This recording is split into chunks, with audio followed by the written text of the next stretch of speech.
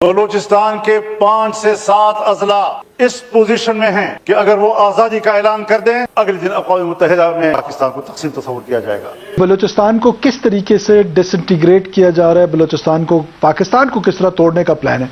There are 3 plans. Number 1, violence इतनी शिद्दत से करें कि उसको बढ़ा दें। जिस तरह से बलूचिस्तान के अंदर आवाज़ें उठ रही हैं और जैसे वहाँ पे रियासती पॉलिसी की वजह से नफरत फैल रही है, ये पॉलिसी काम नहीं करेगी और खुदा न खास्ता इसका कोई बड़ा नुकसान हो जाएगा। कई माह गुजर गए और आज भी कुर्रम नो गो एरिया बना हुआ है। अभी देखने जो काफिलों पे हमले हुए हैं, 64 में से 40-42 गाड़ियां अभी भी फंसी हुई हैं वहाँ पे। अगर इनको ये पता लगा कि स्टेट के दुश्मन कहीं बैठे हैं, तुम दांत मत दिखाओ फालतू के। अगर स्टेट के दुश्मन कहीं बैठे तो उसके ऊपर तोप चला देते हैं। ये F-16 से बोलते हैं तुम बम गिरा दो। ये जो ओवर कॉन्फिडेंस में बैठे हुए हैं, ये अपने आप को बहुत बड़ी तोप समझा जा रहा है और ये समझ रहे हैं कि जी बलूचिस्तान के लोगों को आप दबा लेंगे, बलूचिस्तान के लोगों को आप डरा धमका लेंगे। पाकिस्तानी फौज ना, it has become a corporate, it is no longer an army. वो फौज वाली इनमें ना डिसिप्लिन है ना वो ऑनेस्टी है। अफसोस होता है इस चीज़ के ऊपर कि नौजवानों को लापता किया जा रहा है और ये जिन्हें लापता किया जाता है इनको छोटे छोटे हुकूमत खानों में डाल देते हैं, टॉर्चर किया जाता है।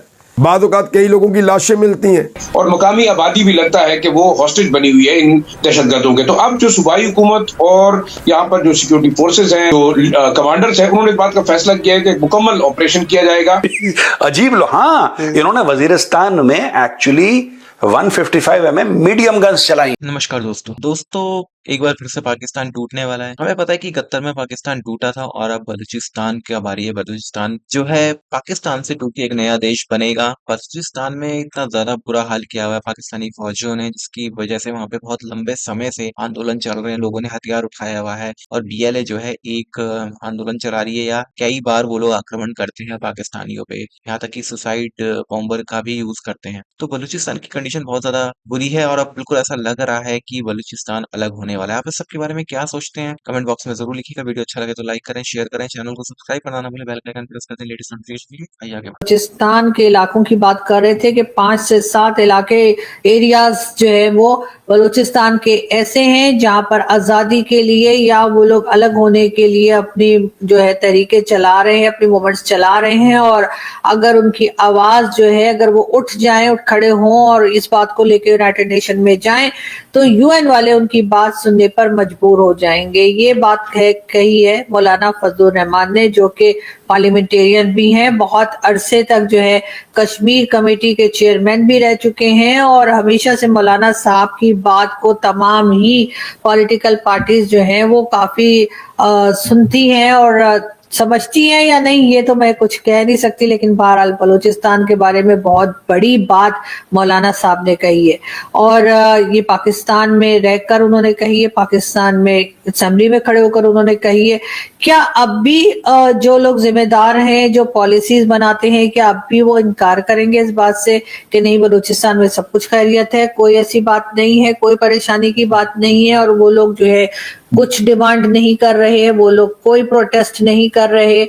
बलूचिस्तान में डॉक्टर मारंग बलोच का मैंने आपसे पहले भी जिक्र किया है, बहुत ही बहादुर लेडी हैं वो और एक कंजर्वेटिव एरिया से बिलोंग करती हैं। बलूचिस्तान एक बहुत कंजर्वेटिव एरिया है, लेकिन इसके बावजूद वहां पर उन्होंने बहुत बार हमें ये दिखाया कि लोगों को उन्होंने घरों से बाहर निकाला। कई एरियाज की लेडीज भी बाहर आई और उनके साथ यानी डॉक्टर मारंग बलोच के साथ उन्होंने प्रोटेस्ट में हिस्सा लिया। इस बात से साफ जाहिर होता है कि वो लोग कितने ज्यादा परेशान है कि एक ऐसा कंजर्वेटिव एरिया जहां पर लेडीज जो है वो उस तरीके से बाहर नहीं आया करती है, बहुत ऐसा पर्दे का भी बहुत ज्यादा वहां पे किया जाता है और लेडीज भी बिला वजह घर से बाहर नहीं निकलती। तो अगर वो अपने घरों से बाहर निकलने पे मजबूर हो गई हैं और वो बात करने पे मजबूर हो गई हैं तो डेफिनेटली कुछ ना कुछ तो ऐसा चल रहा है, वहां पर परेशानी है जो कि गवर्नमेंट छुपाने की कोशिश कर रही है, जो कि चाहे वो गवर्नमेंट हो चाहे वो एस्टेब्लिशमेंट हो, इस सिलसिले में बात नहीं कर रही। बार बार तकरीबन डेली बेसिस पे अगर आप मेरा सोशल मीडिया देखें, खास तौर पे मेरा ट्विटर या एक्स अगर आप उसको देखें या फिर आप ईमान मजारी जो कि एडवोकेट भी हैं, अगर आप उनके पेज को चेक करें तो आपको पता लगेगा कि हर दूसरे दिन कोई ना कोई मिसिंग पर्सन्स का इशू जो है वो इस वक्त भी बलूचिस्तान में चल रहा है। बलूचिस्तान को अलग तो होना है पाकिस्तान से, क्योंकि पाकिस्तान को ना देखो प्रॉब्लम इंडिया में भी है जी, सेपरेटिज्म इंडिया में, पर इंडिया मैनेज कर लेता है फॉर वेरियस रीजंस, ठीक है। And we understand that if there is terrorism there will be a stick policy, to the people there will be a carrot policy, right. Pakistan में उल्टा है सर। उल्टा नहीं है, पाकिस्तान में सिर्फ स्टिक है, देयर इज नो कैरेट। ये अगर इनको ये पता लगा कि स्टेट के दुश्मन कहीं बैठे हैं, तुम दांत मत दिखाओ फालतू के, अगर स्टेट के दुश्मन कहीं बैठे तो उसके ऊपर तोप चला देते हैं ये।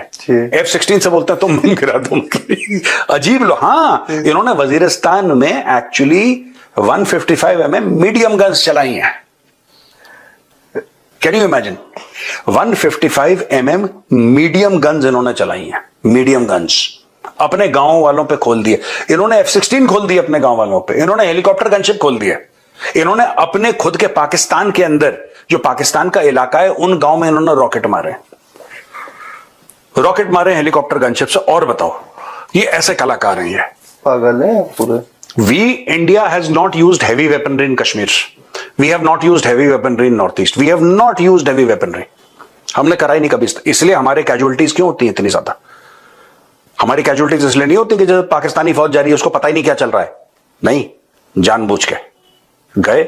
सिविलियन शुड नॉट, और होते हैं civilians do, civilian deaths and civilian injuries happen in India in operations, of course they happen, of course, but we try to avoid it to such an extent कि हमारी खुद की जानें भी चली जाती हैं कि सिविलियंस को ना हो, फिर भी हो जाता है। हम देखने कई माह गुजर गए और आज भी कुर्रम नो गो एरिया बना हुआ है। अभी देखने जो काफिलों पे हमले हुए हैं, 64 में से 40-42 गाड़ियां अभी भी फंसी हुई हैं वहाँ पे। लेकिन सिर्फ ऐलानात कर देना 407 नए लोग भर्ती किए जाएंगे, 140 चेक पोस्ट नहीं लगा दी जाएंगी, ये काफ़ी नहीं है। देखिए ना, एक तो तवातर के साथ इसको मॉनिटर करने की ज़रूरत है। सीएम नहीं जाते, बार बार उनके मुखालफिन भी तनकीद करते हैं, गंडापुर वहाँ जाएँ, उनके लोग जाएँ, तो वो एक जिसको कहते हैं ओनरशिप ही नहीं पैदा होती है आपके इलाके की, आप किस चीज़ को ख़त्म करना चाहते हैं। दूसरा, ये 100 से ज़्यादा लोगों का जो हम ना जरगा बना था, कमेटी बनी थी, बड़े इन्फ्लुएंशियल लोग हैं भाई, उनसे भी पूछा जाए, उनसे भी जिम्मेदारी उन पर दी जाए कि भी आप पे एतमाद करके सब कुछ किया गया था, क्या वजह है कि ये तवातर के साथ इस तरह के वाक़यात हो रहे हैं। चले, एक तरफ तो दहशतगर्दी है, अब ये लूट मार करने वाले लोग कौन है? वो सो कॉल्ड आइडियोलॉजी को जो परसू कर रहे हैं कि अपनी शरीयत नाफिज करेंगे, वो तो चले लगे हुए हैं। बलूचिस्तान के इलाकों की बात कर रहे थे कि 5 से 7 इलाके एरियाज जो है वो बलूचिस्तान के ऐसे हैं जहां पर आज़ादी के लिए या वो लोग अलग होने के लिए अपनी जो है तहरीकें चला रहे हैं, अपनी मूवमेंट्स चला रहे हैं। और अगर उनकी आवाज जो है, अगर वो उठ जाएं, उठ खड़े हों और इस बात को लेकर यूनाइटेड नेशन में जाएं, तो यूएन वाले उनकी बात सुनने पर मजबूर हो जाएंगे। ये बात कही है मौलाना फजलुर रहमान ने, जो कि पार्लियामेंटेरियन भी हैं, बहुत अरसे तक जो है कश्मीर कमेटी के चेयरमैन भी रह चुके हैं, और हमेशा से मौलाना साहब की बात को तमाम ही पॉलिटिकल पार्टीज जो हैं वो काफी सुनती हैं। और